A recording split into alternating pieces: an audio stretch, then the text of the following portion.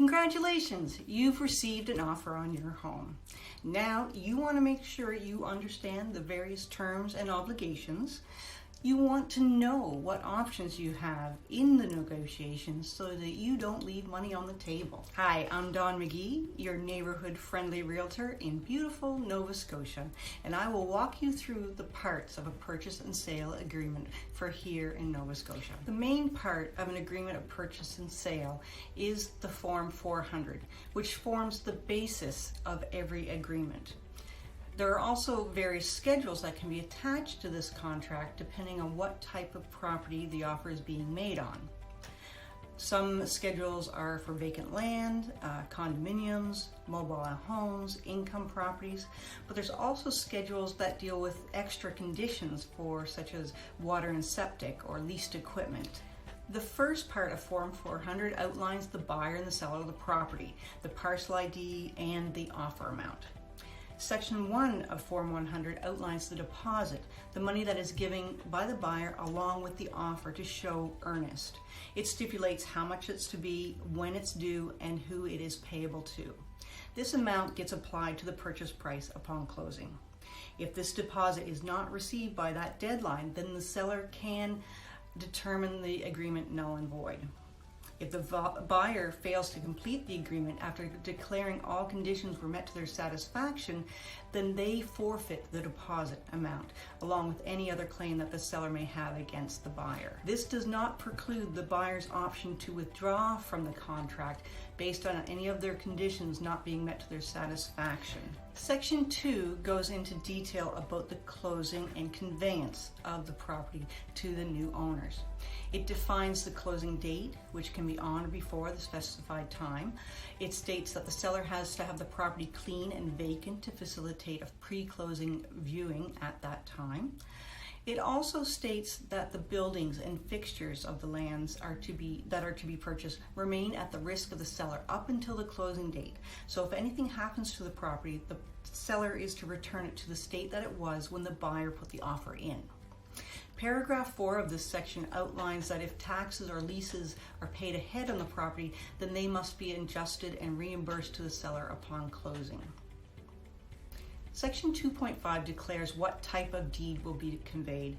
Most deeds are warranty deeds. This is where the title is guaranteed and verified by the lawyers.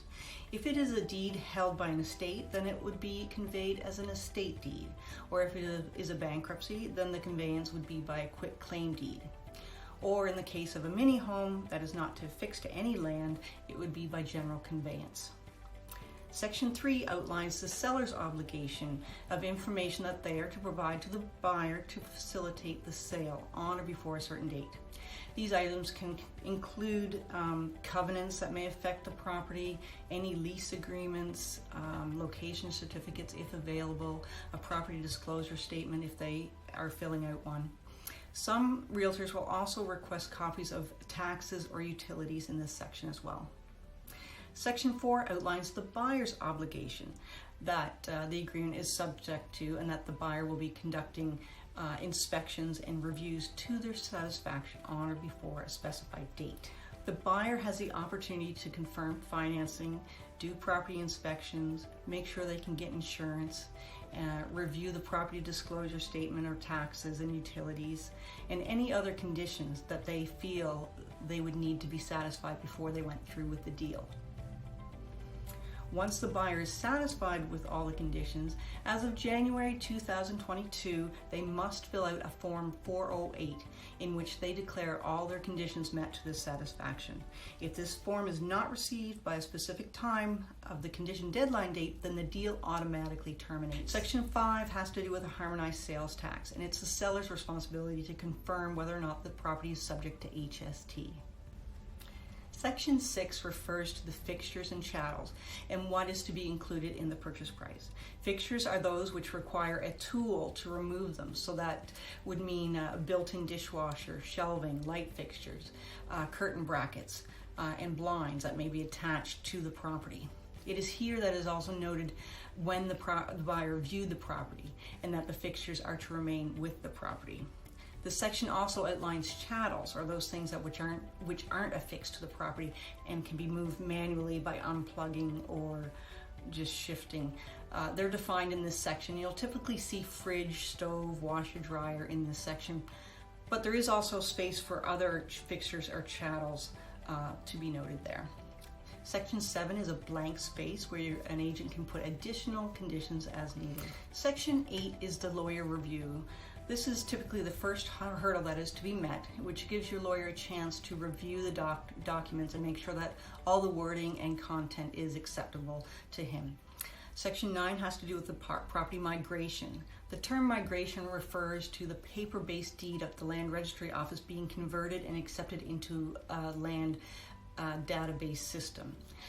This is required when a property changes hands or if a property is remortgaged. There is an added cost to the seller's lawyer for doing this migration because the lawyer has to do an extensive title search to make sure everything is accurate before it's even allowed onto the new land registry computer database. Section 10 allows for the buyer's lawyers to review that title of the property prior to closing and raise any objections. Section 11 is a series of miscellaneous provisions. Namely, any monies given other than a deposit must be made by traceable funds, such as certified check or electronic transfer. Also, time is of an essence. Time for the seller's responses must be adhered to, or a written agreement to extend those times must be signed by all parties, and failure to act within those times can constitute a breach of contract. Paragraph 11.4 says that the buyers and sellers agree to be bound by offers and counter offers and any documentation that may be transmitted electronically. No amendment to this agreement is in effect unless in writing and signed by all parties. And if there is a conflict with those amendments, the newest signed portion shall supersede any previously signed portion. This agreement is governed by the laws of Nova Scotia and are submitted to them for any resolution if there's a disagreement. And also the benefit shall be upon all parties and the respective heirs or executors. So that is the main body of Form 400 of the Purchase and Sale Agreement for here in Nova Scotia. And as I said, there are addendums, schedules, and that can be attached to the purchase and sale, especially in a rural area where there's often a water and septic schedule attached to address drilled wells and septic systems. From this point, the seller has a section on the Form 100 to either accept the offer as is, or they can reject the offer outright. Thirdly, they can counter the offer, but the seller has to check off a specific spot stating that there is an additional counter offer form attached to the agreement. On that counter offer form, the seller can spell out what part of the agreement they are countering. They can counter on price as well as inclusions or even closing date. Once the offer is returned to the buyer, they have a certain time to respond to the counter. A buyer cannot counter a counter. If the buyer chooses not to accept that counter, they have to submit a new offer, which may put them in jeopardy of putting themselves in competition, especially in this market. Once you have your offer accepted, the first thing the agents will do is forward a copy to the respective lawyers for their review.